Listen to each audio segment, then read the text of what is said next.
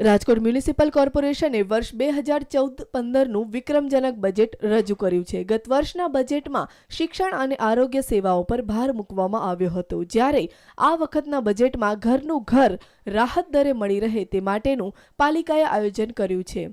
આ વખતના બજેટમાં એક પણ નવો વેરો લાદવામાં આવ્યો નથી. રાજકોટ મનપાએ વિવિધ આવાસ યોજનાઓ પાછળ 626 કરોડ રૂપિયાની ફાળવણી કરી છે. મુખ્યમંત્રી આવાસ યોજનામાં 1200 મકાનો બાંધવામાં આવશે, તો લોક ભાગીદારીથી બિલ્ડરોને ઝૂંપડપટ્ટીના દબાણ હટાવી તે જમીન પર ઝૂંપડવાસીઓ માટે આવાસો બનાવવાની યોજના રજૂ કરવામાં આવી છે. રાજીવ ગાંધી આવાસ યોજના હેઠળ પણ 600 મકાન બાંધવામાં આવશે.